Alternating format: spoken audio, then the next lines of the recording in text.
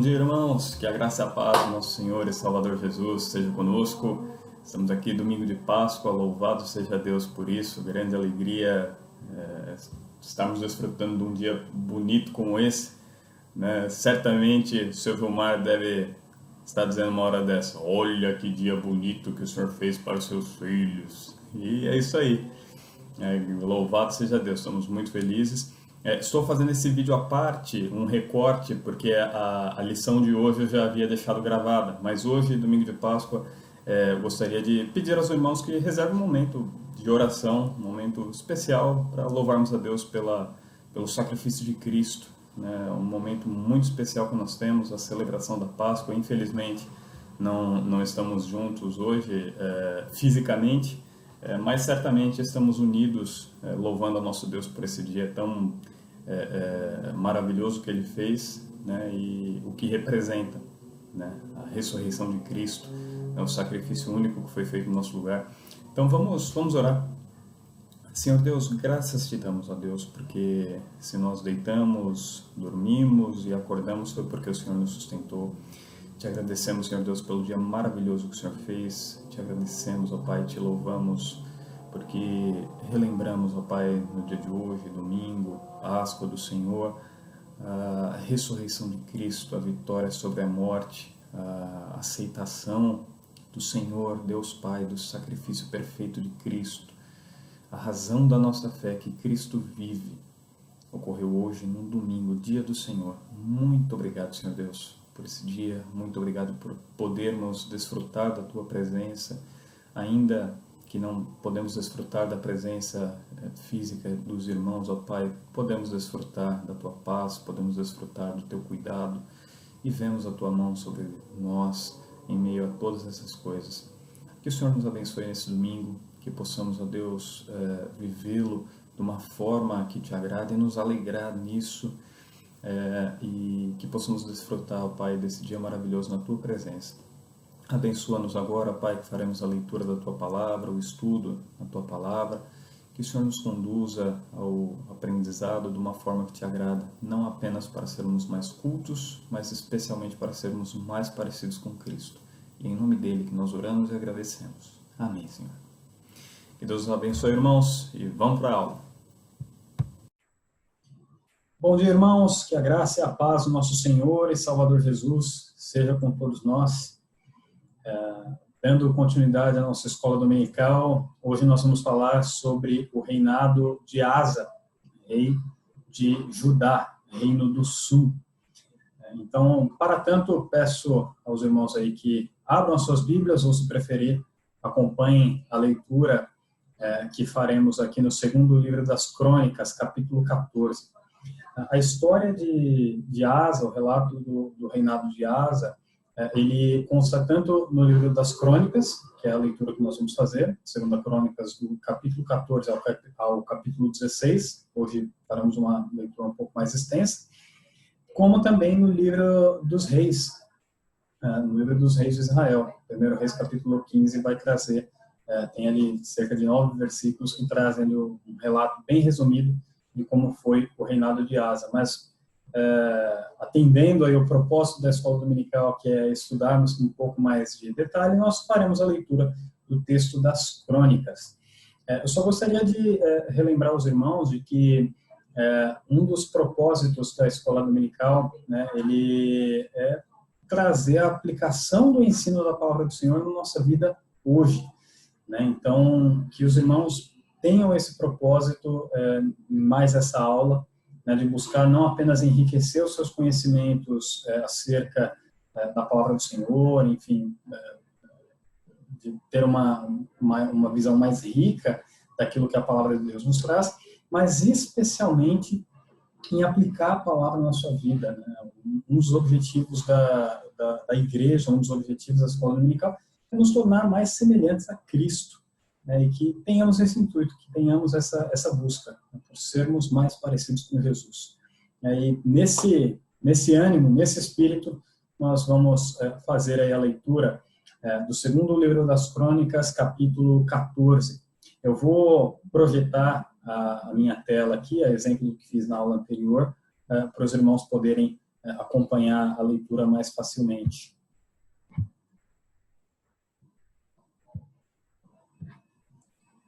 Aí, 2 Crônicas 14. Então, vamos lá.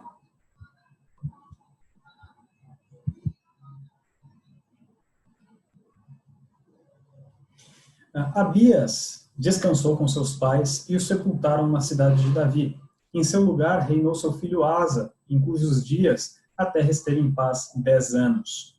Asa fez o que era bom e reto perante o Senhor seu Deus, porque aboliu os altares dos deuses estranhos e o culto nos altos, quebrou as colunas e cortou os postes ídolos. Ordenou a Judá que buscasse ao Senhor, Deus de seus pais, e que observasse a lei e o mandamento. Também aboliu de todas as cidades de Judá o culto nos altos e os altares de incenso, e houve paz no seu reinado. Aqui, só para começar fazendo um parênteses sobre esses primeiros 5 versículos, a gente vê a graça de Deus na vida de Asa. Abias, seu pai, nós vimos na semana anterior, semana passada, nós vimos que o reinado de Abias ele não foi nada bom. Abias ele andou no mesmo caminho que Roboão, né? E esse, na perspectiva humana, é o que a gente costuma ver. Né? Os ensinamentos do pai passam para o filho e aquele negócio fica meio que perpétuo naquela família, né? Porque o filho enxerga, olha para os seus pais como exemplos, né? E é natural que ele absorva aquela forma de pensar, aquela forma de agir, aquela forma de ver as coisas, né? E isso é natural. E aqui nós vemos a graça de Deus agindo na vida de Asa. Eu lembro, inclusive, eu me vejo nessa situação também, né, de como a graça de Deus me atingiu. Na minha família, os irmãos sabem que meus pais não são cristãos. Bom, meu pai já é falecido, preguei o evangelho para ele, creio em Deus, espero em Deus, que Deus o tenha ali resgatado, né? E minha mãe continuou pregando o evangelho para ela, mas ela não me ensinou no caminho do Senhor, apesar que devo muito à minha mãe ensinamento de honestidade, trabalho duro. São coisas que até hoje eu a elogio por isso, que ela tem 71 anos, continua trabalhando duro, né, e me dando exemplo, me dando lições até hoje. Mas o caminho do Senhor, né, de quem é Deus, o que Deus requer da nossa vida, essas coisas não foi ela que me ensinou, né? Mas foi uma vizinha, né, a Lourdes, né, que eu chamo carinhosamente de tia, né, que Deus usou para que não apenas me criasse, mas que me educasse no caminho do Senhor. Ela que me levou para a igreja, lá eu aprendi os primeiros passos. Então, eu vi ali a graça de Deus na minha vida, que me converteu de uma forma extraordinária. Né? Então eu não absorvi a incredulidade dos meus pais, mas eu aprendi, pela graça do Senhor, aprendi o caminho dele. Né? E nós vemos em Asa algo similar. Né? Asa viu no exemplo do seu pai, do seu avô Roboão, coisas terríveis, né? Idolatria. Né? E quando a gente olha essa postura dele se voltar e buscar o Senhor e ordenar todo o povo que busque ao Senhor, é a graça de Deus na vida dele. Né? Louvado seja Deus por demonstrar a sua graça aos seus filhos assim. Bom, vamos prosseguir aqui na leitura. Versículo 6. Edificou cidades fortificadas em Judá, pois havia paz na terra, e não houve guerra contra ele naqueles anos, porquanto o Senhor lhe dera repouso. Disse, pois, a Judá: edifiquemos essas cidades, cerquemo-las de muros e torres, portas e ferrolhos, enquanto a terra ainda está em paz diante de nós. Porque temos buscado ao Senhor nosso Deus, temo-lo buscado, e ele nos deu repouso de todos os lados. Edificaram e prosperaram. Tinha Asa no seu exército 300.000 de Judá, que traziam pavês e lança, e 280.000 de Benjamim, que traziam escudo e atiravam com arco. Todos eram homens valentes. Então, fazendo um outro parênteses aqui até o versículo 8, nós vemos que por essa postura de buscar o Senhor, Deus deu paz durante 10 anos no reinado de Asa. E Asa aproveitou esse período para fortificar suas cidades, né, para se preparar para um eventual ataque inimigo futuro. Ele foi prudente nesse sentido. Né? Ele aproveitou períodos de paz para fortificar as suas cidades, e não apenas fortificar, mas para orientar o Senhor, né? Orientar o Senhor, perdão, para orientar o povo em relação à paz que o Senhor havia dado ao povo, né? Ele falou, olha, pô, vamos aproveitar que a gente está em paz, que Deus nos deu essa paz, para fortificar as nossas cidades, aproveitar esse período de paz para trabalhar, né? E aí, vamos seguir. No versículo 9, nós vemos que depois desse período de 10 anos, houve aqui um ataque inimigo, né? Zerá, o etíope, saiu contra eles com um exército de 1 milhão de homens e 300 carros, e chegou até Maressa. Então Asa saiu contra ele, e ordenaram a batalha no vale de Zefatá, perto de Maressa. Clamou Asa ao Senhor seu Deus, e disse, Senhor, além de ti, não há quem possa socorrer numa batalha entre o poderoso e o fraco. Ajuda-nos, pois, Senhor nosso Deus, porque em ti confiamos e no teu nome viemos contra essa multidão. Senhor, tu és o nosso Deus, não prevaleça contra ti o homem. O Senhor feriu os etíopes diante de Asa e diante de Judá, e eles fugiram. Asa e o povo que estava com ele os perseguiram até Gerar, e caíram os etíopes sem restar nenhum sequer, porque foram destroçados diante do Senhor e diante do seu exército. E levaram dali muito grande despojo. Feriram todas as cidades ao redor de Gerar, porque o terror do Senhor as havia invadido. E saquearam todas as cidades, porque havia nelas muita presa. Também feriram as tendas dos donos do gado, levaram ovelhas em abundância e camelos, e voltaram para Jerusalém.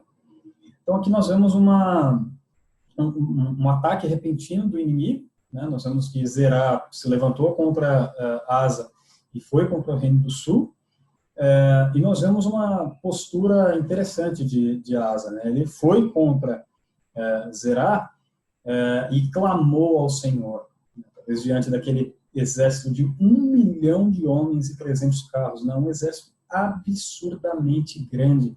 Asa estava praticamente com a metade, né? Asa tinha 570, enquanto o inimigo tinha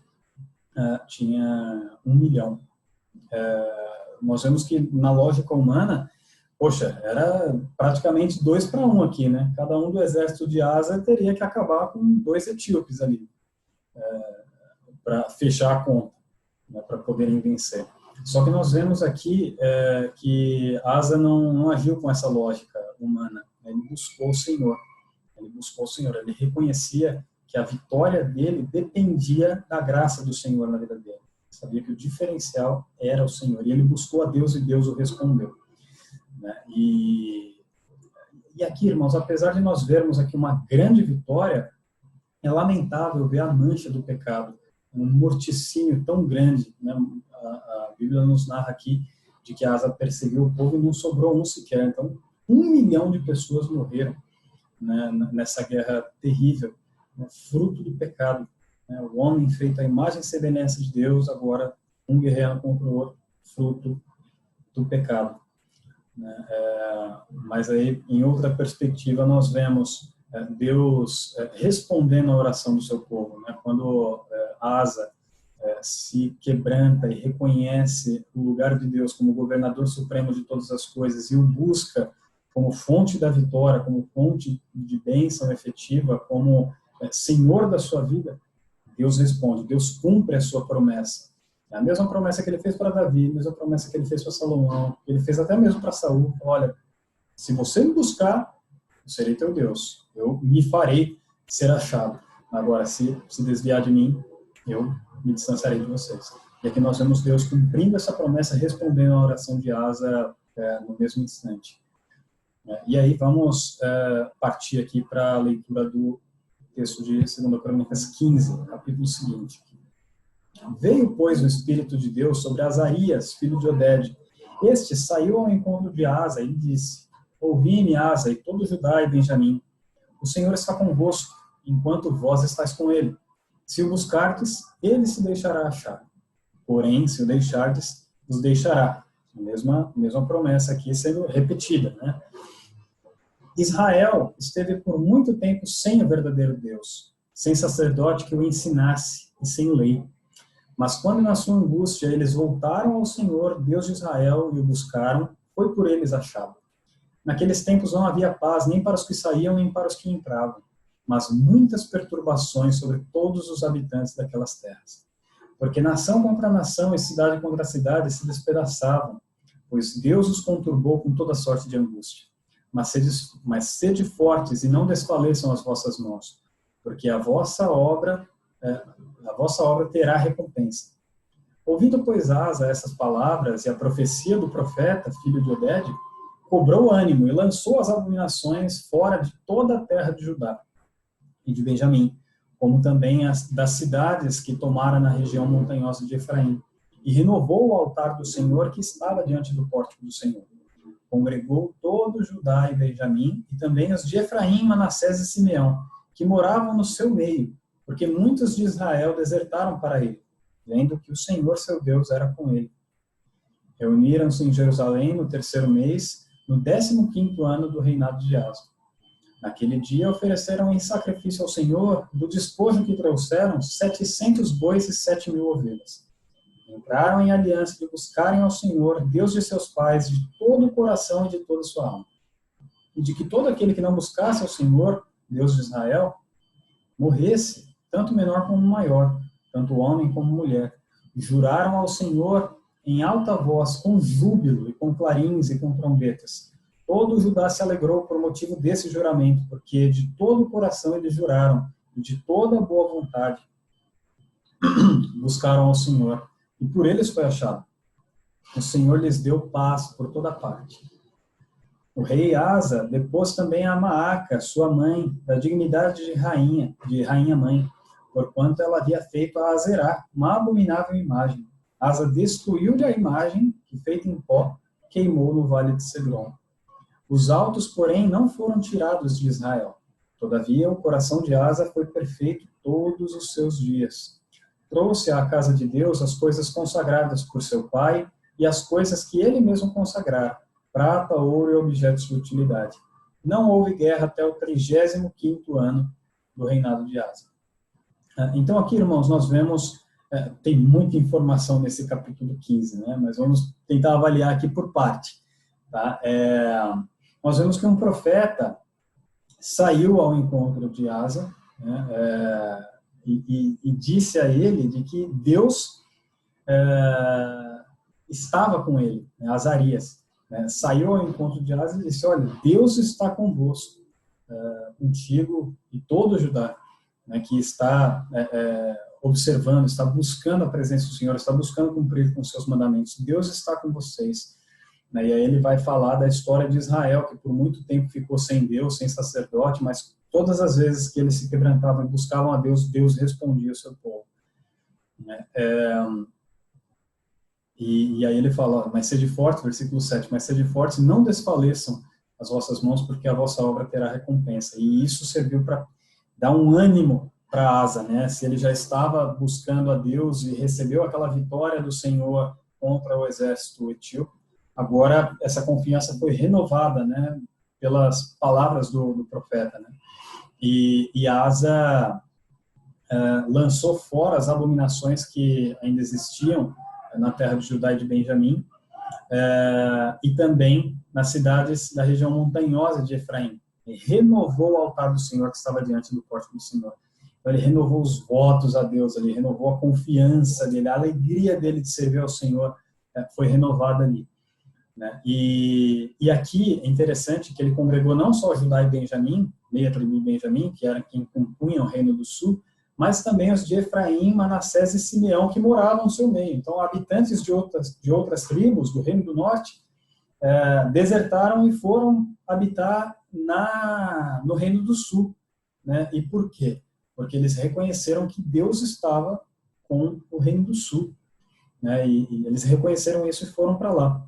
E aí nós vamos ver que esse tipo de migração, né, gerou no coração do rei do norte uma estratégia similar a que Jeroboão havia feito, né, de construir seus ídolos, enfim. A mesma preocupação bateu no rei Baasa de Israel, que agora era o rei de Israel. Mas nós vamos ver um pouco mais para frente.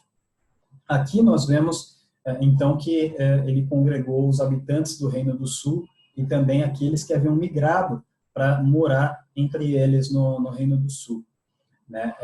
Então eles se reuniram em Jerusalém e ofereceram um grande sacrifício do despojo que eles haviam trazido daquela guerra com os etíopes, né? E fizeram uma aliança ali com Deus de servi-lo de todo o coração, né? E fizeram isso com júbilo, com alegria, né? Com trombetas. Foi uma grande festa.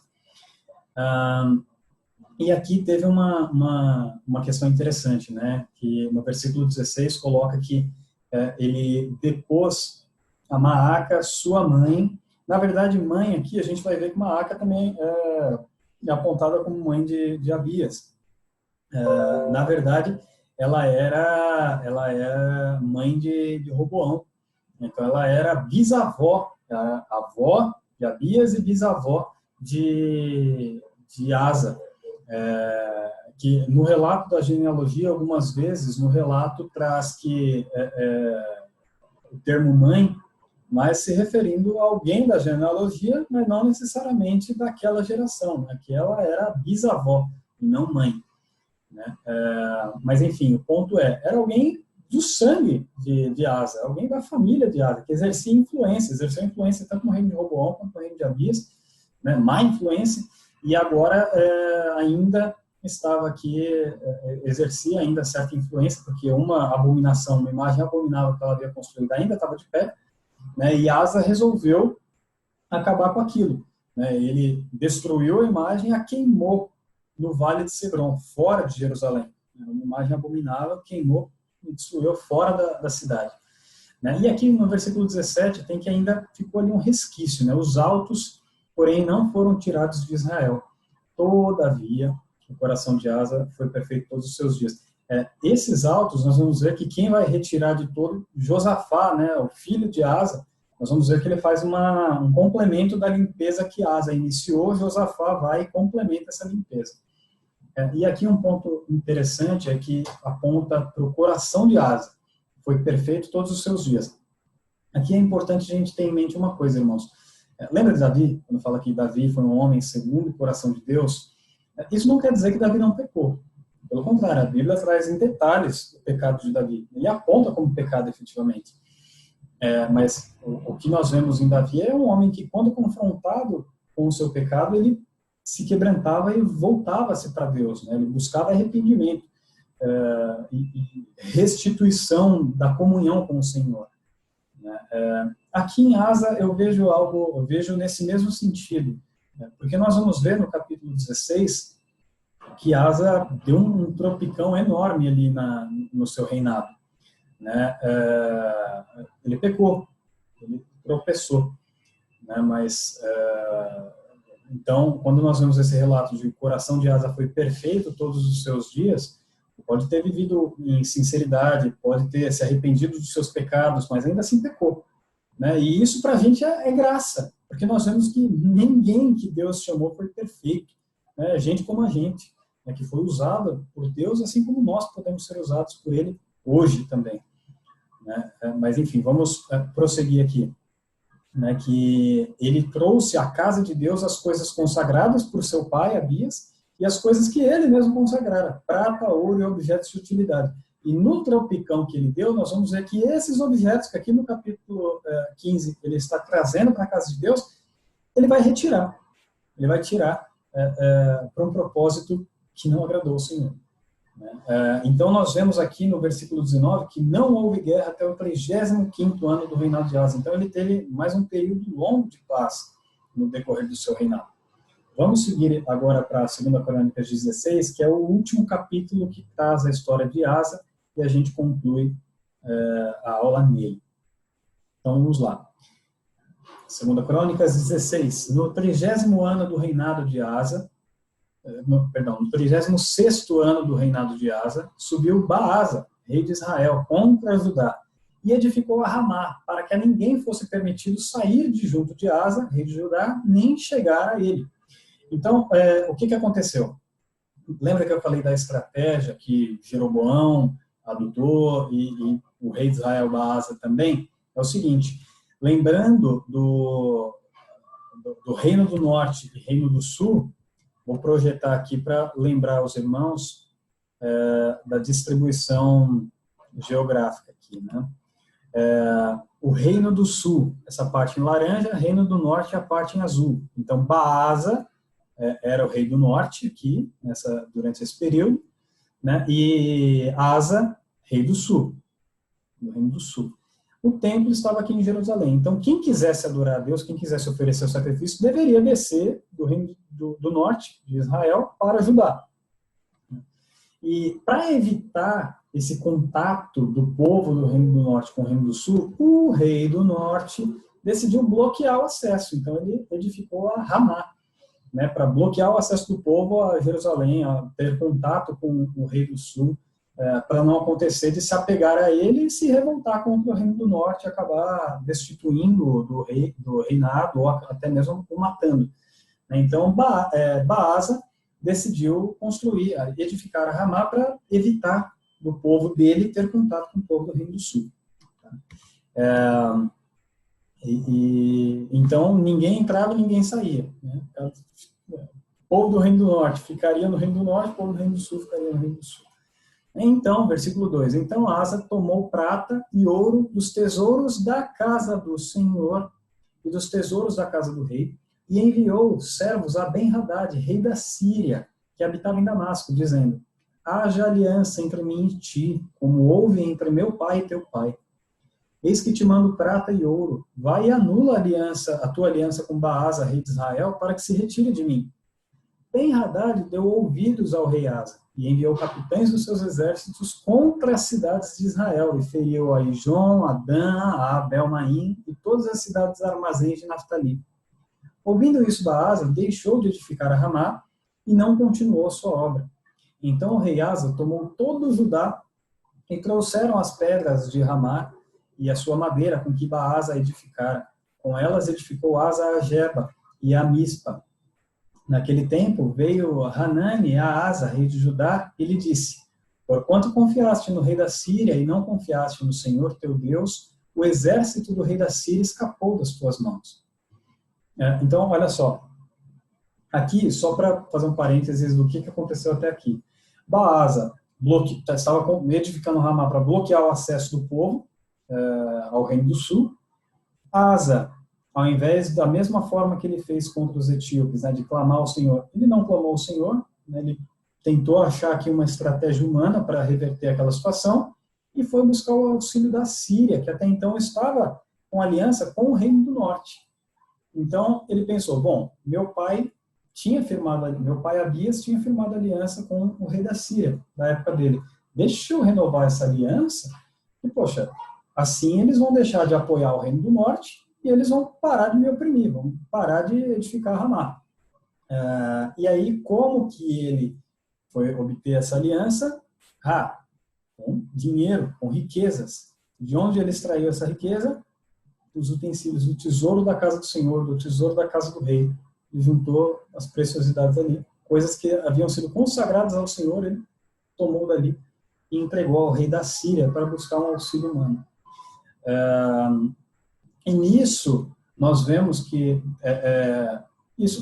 a estratégia dele prosperou, né? O rei da Síria aceitou esses presentes, né? E firmou ali a aliança com ele, atacou, inclusive, o Reino do Norte, com quem ele tinha aliança, né? Foi infiel com a aliança que ele havia estabelecido com o Reino do Norte, né? E ele parou de ser oprimido. Então, na cabeça de Asa, falou, puxa, perfeito, olha que bom rei que eu fui, tomei uma decisão, uma estratégia muito boa.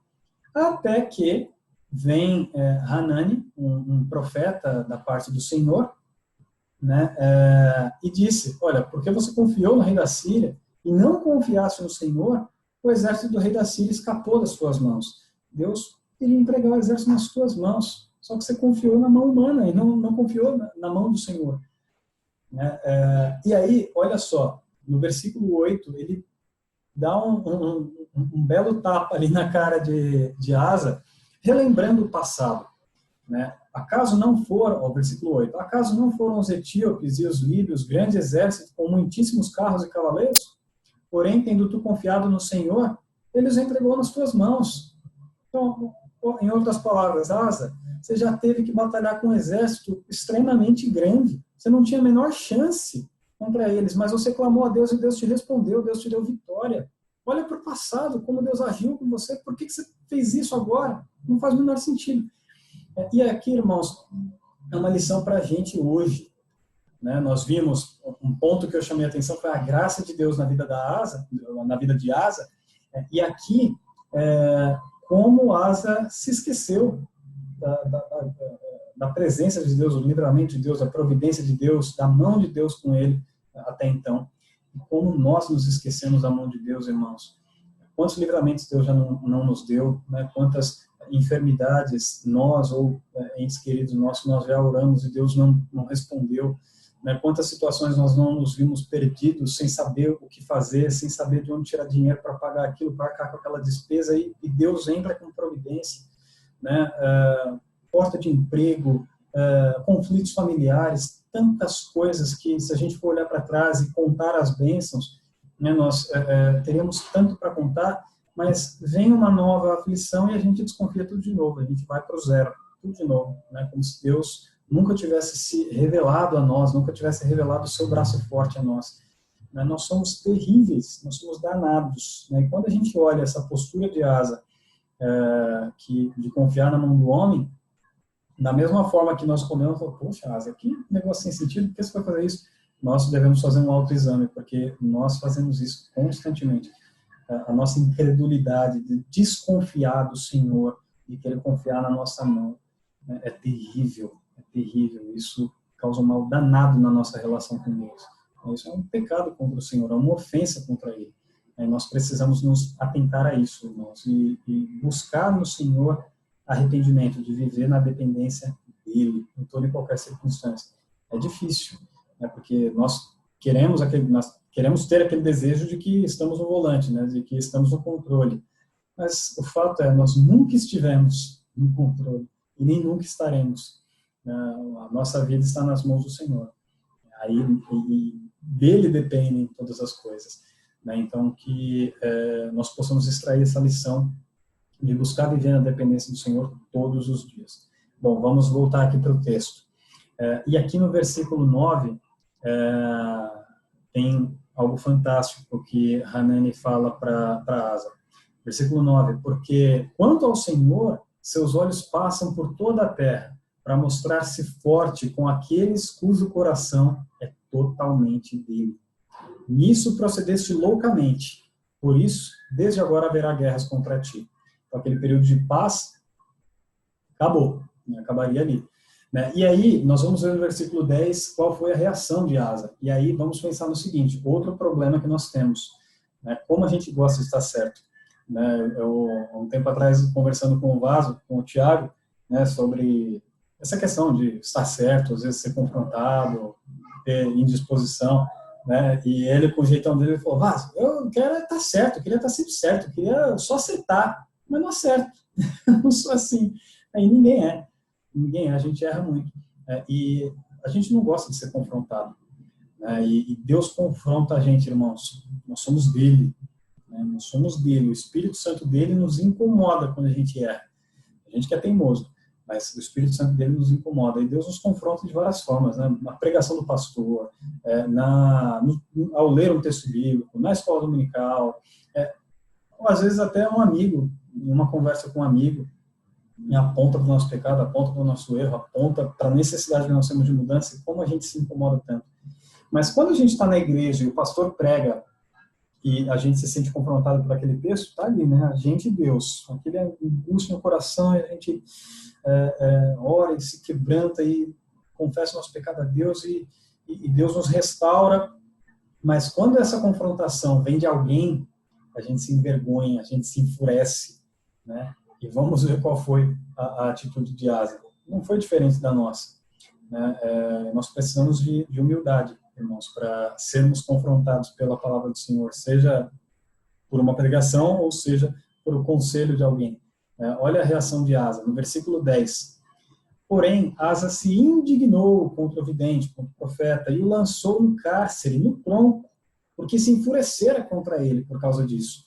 Na mesma ocasião, oprimiu Asa alguns do povo. Então nós vemos que Asa estava com o coração endurecido aqui. Aquele período que Deus deu para ele de paz, aquele reconhecimento que ele tinha dado a Deus, falou, poxa, a paz que nós temos vem da parte do Senhor. Aquele homem que levava o povo a servir ao Senhor de todo o coração, nós vemos que ele já não estava mais parecendo a mesma pessoa aqui, né? E aqui nós vemos que o coração dele estava um tanto enrijecido, né? Estava endurecido. E nós podemos ver que quando a gente se deixa de buscar a Deus, quando a gente relaxa no nosso zelo espiritual, o nosso coração fica mais duro. Você pode lembrar também de Davi, né? Quando Davi adulterou com Batseba, poxa, o povo estava na guerra, era para ele estar lá, ele não estava no palácio, estava passeando, né? Dando uma volta ali, viu uma mulher que não era dele, pegou, mandou chamar, adulterou com ela, e permaneceu com o coração duro, né? Mandou matar, praticamente, foi um mandante ali, né? Ele planejou ali, fez uma estratégia para que o marido daquela mulher fosse assassinado, Urias, né? E quando Natan foi falar com ele, o coração dele ainda estava tão endurecido que quando Natan contou para ele a história, antes de falar que ele era o homem, quando contou a história daquele homem pobre que tinha ovelhinha e do rico que recebeu parentes e matou aquela ovelhinha, ele estava com o coração tão duro que esse homem tem que morrer. Poxa, calma. É certo que ele tem que restituir, tem que pagar pelo que fez, mas era um negócio com a pena de morte. O coração dele estava tão enrijecido que ele estava bruto, estava longe de Deus. E quando Natan o confronta, ele se quebranta, né? Ele se quebranta. E assim nós precisamos também nos quebrantar, né? Quando nós somos confrontados pelo nosso pecado. Nós devemos aprender com os servos de Deus do passado, irmãos, que nós possamos aprender a agir como Davi, né? De nos quebrantar e buscar em Deus arrependimento. Bom, aí vamos continuar aqui, né? Então nós vemos que o coração de Asa estava mais duro, né? No versículo 11, eis que os mais atos de Asa, tanto os primeiros como os últimos, estão escritos no livro da história dos reis de Judá e Israel. No 39º ano do seu reinado, caiu Asa doente dos pés.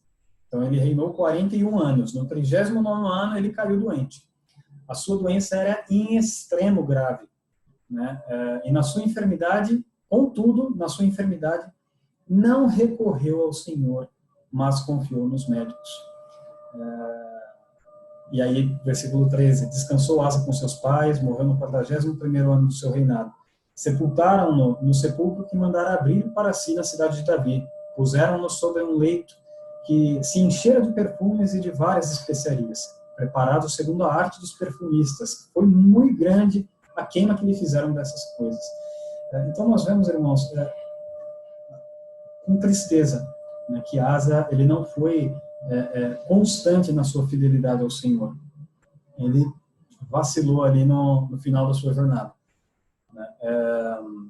Ele vacilou no final da jornada. E às vezes, irmãos, esse também é um erro que nós temos. Às vezes nós nos apegamos a acertos do passado. Às vezes nós somos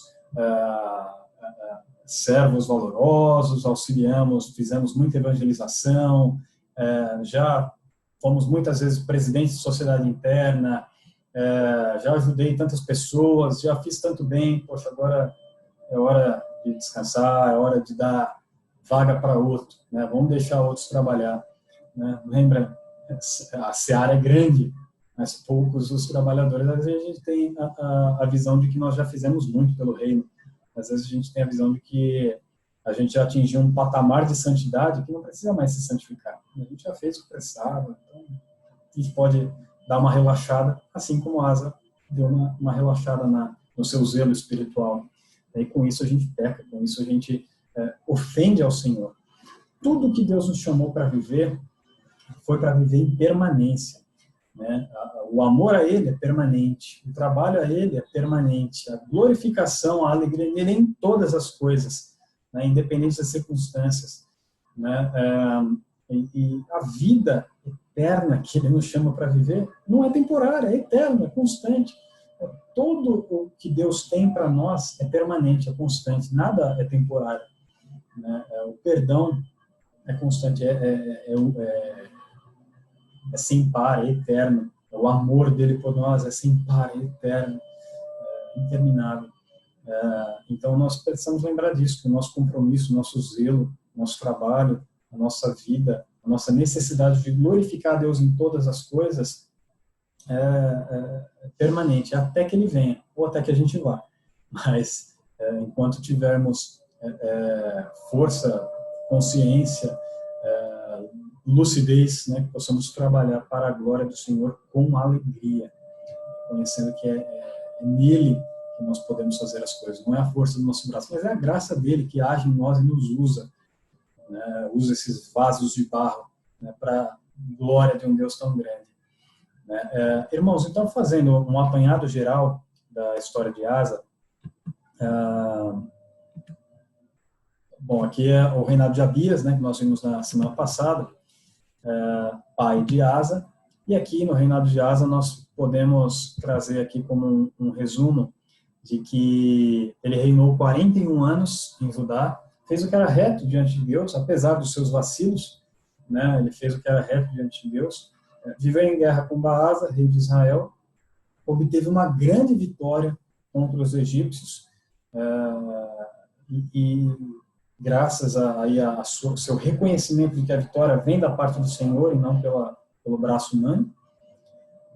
Mas aí no fim da vida dele nós vemos que ele não foi constante em sua fidelidade, pois deixou de confiar em Deus e confiou nos homens, tanto quando fez aliança com o rei da Síria, quanto ao confiar nos médicos. Nós vemos que ele passou aí 3 anos aproximadamente com uma grave doença, e o relato de Crônicas traz que ele confiou nos médicos e não no Senhor. Um relato triste, né, para se ter no final da vida. Mas, irmãos, que a graça de Deus nos segure. Né? E como eu sempre gosto de pensar, irmãos, como está a sua vida? Né? A aplicação da palavra de Deus na sua vida hoje. Busque fazer uma análise dos acertos e dos erros de Asa, e dos seus acertos e dos seus erros, né, para a gente buscar fazer um autoexame sincero diante do Senhor, não só em dia de Santa Ceia, né, mas constantemente, né, que seja um exercício constante, diário das nossas vidas, né, buscar glorificar Deus em todas as coisas, viver na dependência dEle, nos alegrar nele em todas as coisas. É difícil, irmãos, nós estamos em uma pandemia, né, às vezes a nossa fé é roubada, a nossa alegria é roubada, e quão facilmente a gente cai nas armadilhas do inimigo, né? Mas que nós possamos resistir, não com a nossa força, mas com a força do Senhor. É o Senhor que tem nos sustentado até aqui, é o Senhor quem vai nos sustentar até o fim das nossas vidas. E, irmãos, que nós possamos ser como os amigos de Daniel, né? Sadraque, Mesaque e Abednego, de que, independente das circunstâncias, eles permaneceram firmes diante do Senhor. Só lembrando, né, eles foram desafiados por Nabucodonosor a se ajoelhar diante da estátua que ele havia construído para adorar, ou eles seriam lançados na fornalha. E eles disseram: olha, Nabucodonosor, nós não nos ajoelharemos. Nós não vamos nos ajoelhar. Nós não vamos nos ajoelhar diante dessa estátua. Mas saiba que, se Deus quiser nos livrar, Ele vai nos livrar das tuas mãos. Mas se Ele não quiser, nós vamos continuar na nossa postura de servi-lo, de adorar só a Ele. Então, é Ele quem decide, mas a nossa fidelidade, nós vamos permanecer nela. E assim eles fizeram. E eles foram lançados na fornalha, eles foram libertos. Né? Mas, ainda que eles não fossem libertos, eles teriam permanecido firmes na presença de Nabucodonosor e na presença do nosso Deus.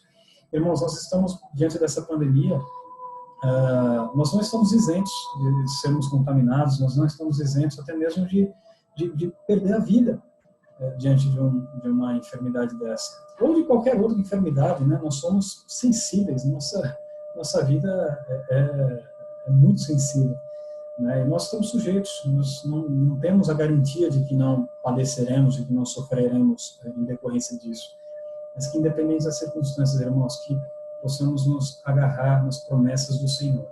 Uma delas que o próprio Cristo fez é que, se tem uma coisa que vocês vão ter nesse mundo é problema. Vocês vão ter aflição, vocês vão ter angústia, vocês vão ter problema. Mas tem de bom ânimo, porque eu venci o mundo. Tem de bom ânimo, porque eu estarei com vocês todos os dias até a consumação dos séculos. Se nós, por um lado, temos a promessa de que nós teremos angústia, por outro lado, nós temos a promessa de que Ele está conosco, de que Ele venceu o mundo, de que Ele nos auxilia, irmãos. Que, independente das circunstâncias, nós possamos nos apegar a Ele, possamos nos alegrar nele, saber que todas essas coisas que acontecem, não apenas acontecem pela permissão do Senhor, mas acontecem por seu decreto eterno. Antes de todas as coisas, Deus escreveu a história. Nós somos limitados, somos sensíveis, nós não temos as duas pontas da história. Ele tem. O nosso Deus tem. O nosso Deus tem pleno controle, tem domínio absoluto de todas as coisas. E, de alguma forma, Ele vai fazer toda essa situação contribuir para o bem daqueles que o amam, contribuir para a glória do seu nome. Que nós sejamos instrumentos nas suas mãos para agir em conformidade com o seu propósito para a nossa vida. Amém, irmãos? Deus os abençoe e conceda um domingo em sua presença. Deus abençoe.